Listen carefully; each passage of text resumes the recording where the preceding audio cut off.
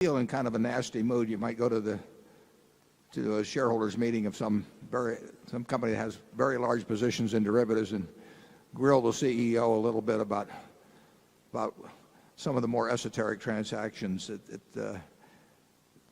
They get very, very complicated. They get mind-boggling in terms of trying to figure out the consequences. I think actually there is much more risk in the system because of derivatives than the proponents of derivatives would say has been dispersed because of the activities.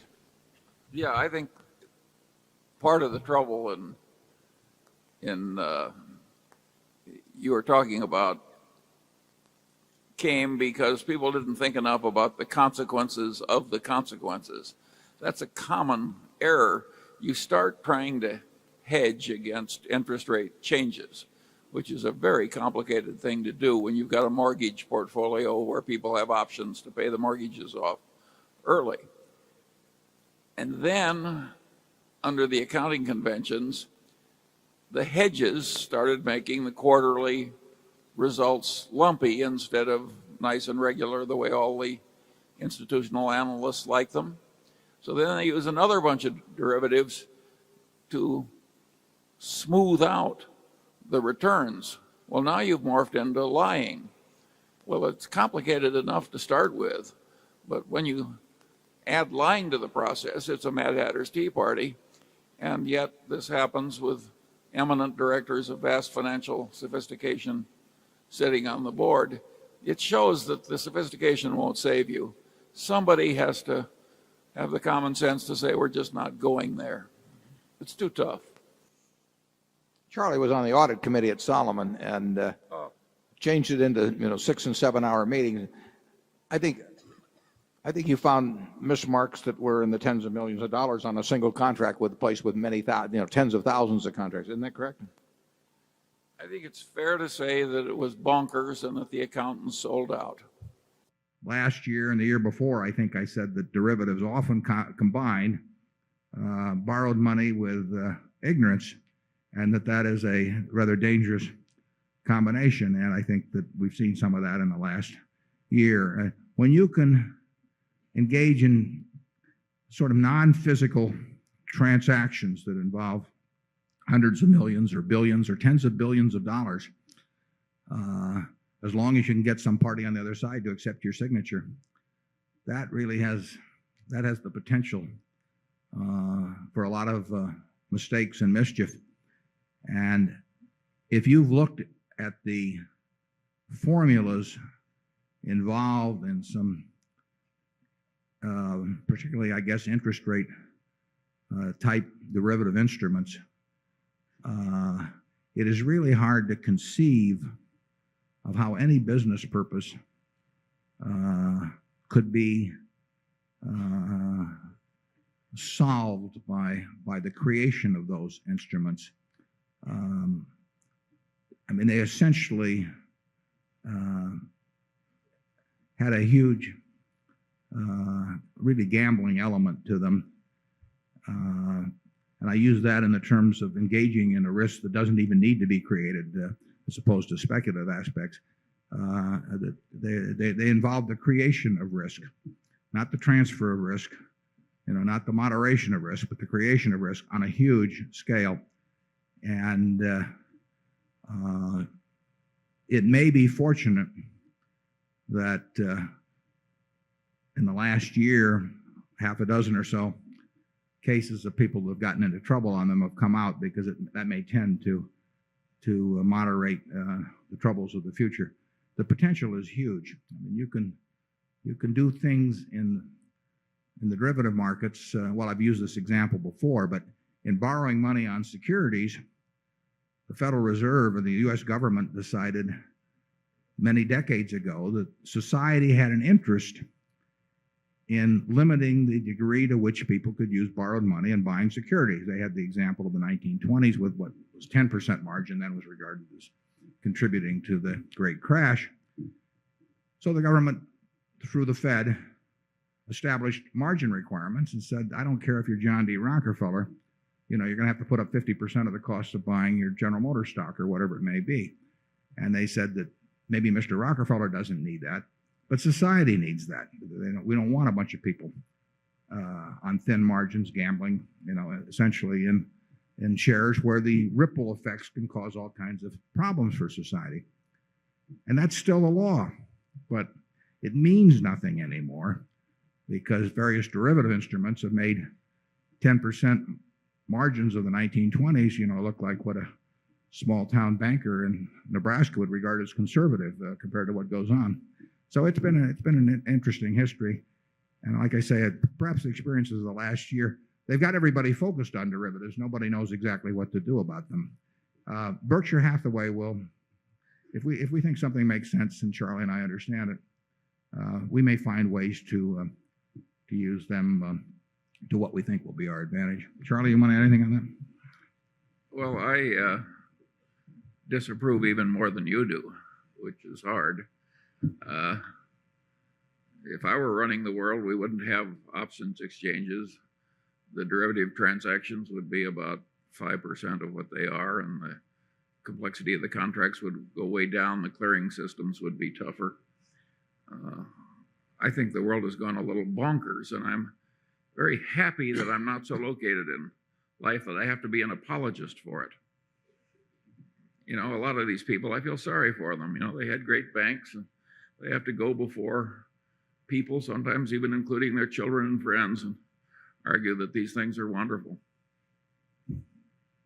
First of all, thank you, Warren, for sharing all your information. You've changed my life. I took finance in university, couldn't understand Greek formulas, but now I can invest reasonably well. My question to you is, in the past, you've said for an investor, for 99% of investors, you should simply stick money in an index fund and let it go and don't worry about it. Those 1% of investors choose your best 5 stocks and put a substantial amount of money in it.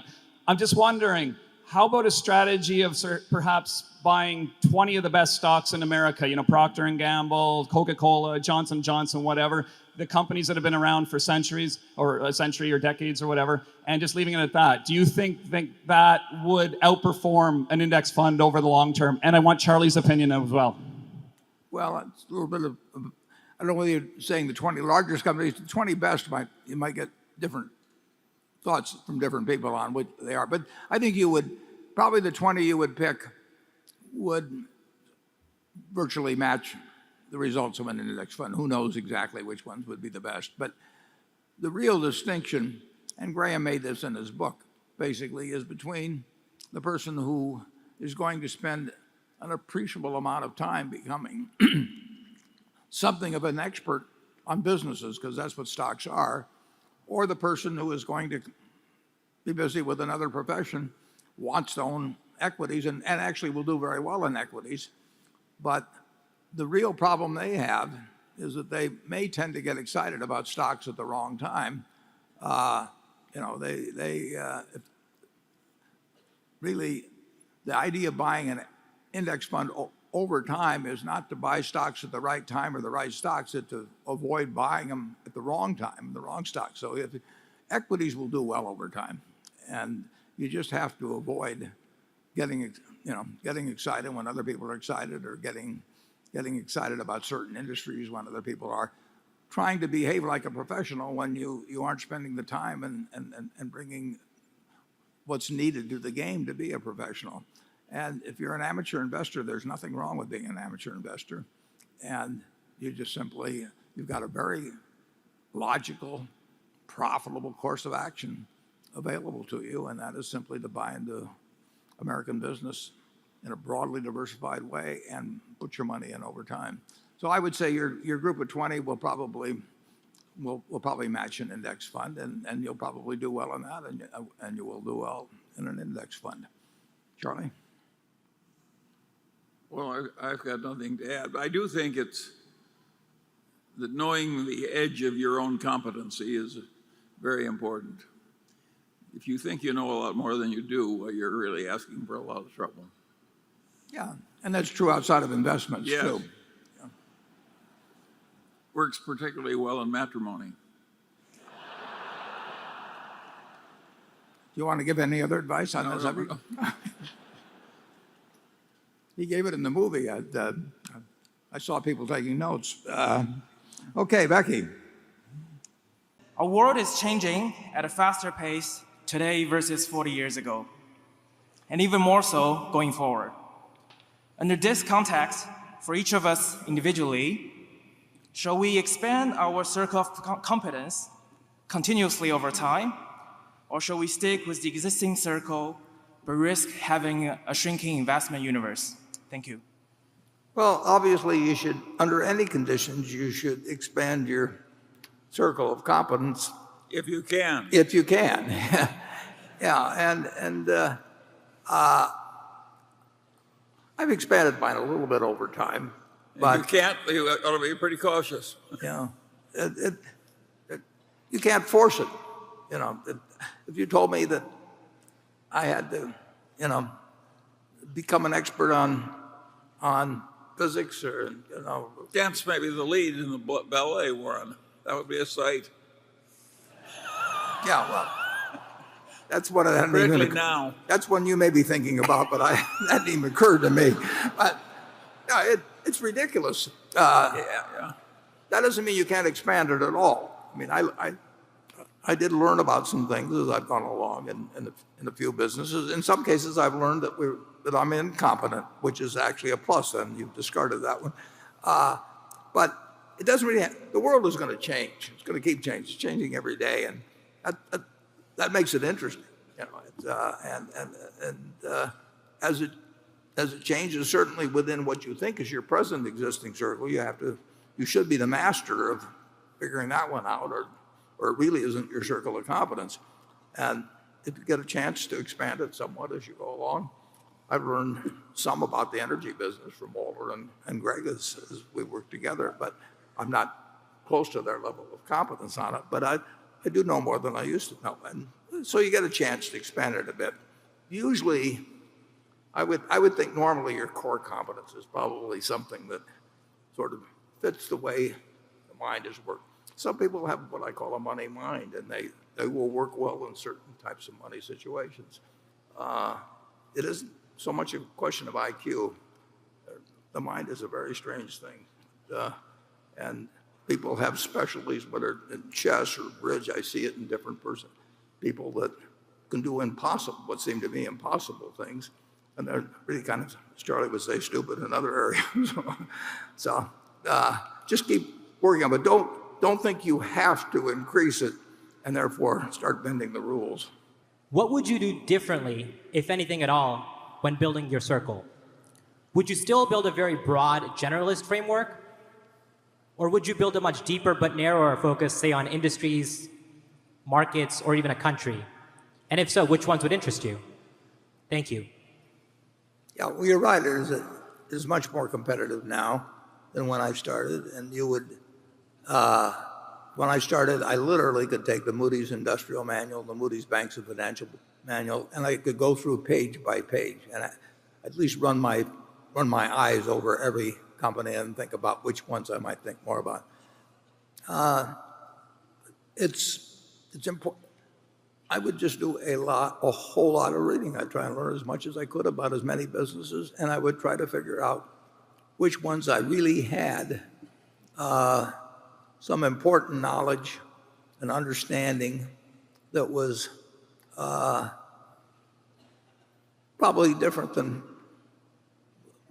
overwhelmingly most of my competitors, and I would also try and figure out which ones I didn't understand, and I would focus on having as big a circle as I could have, and also focus on being as realistic as I could about where the perimeters of my circle of competence were. I knew when I met Lorimer Davidson in January of 1951, I could get insurance. I mean, what he said made so much sense to me in the 3 or 4 hours I spent with him on that Saturday. So I dug into it, and I could understand it. My mind worked well in that respect. I didn't think I could understand retailing. All I'd done was work for the same grocery store that Charlie had, and neither one of us learned that much about retailing, except it was harder work than we liked. And you've got to do the same thing, and you've got way more competition now. But if you get to know even about a relatively small area, more than other people do, and you don't feel the compulsion to act too often. You just wait till the odds are strongly in your favor. It's still a very interesting game. It's harder than it used to be.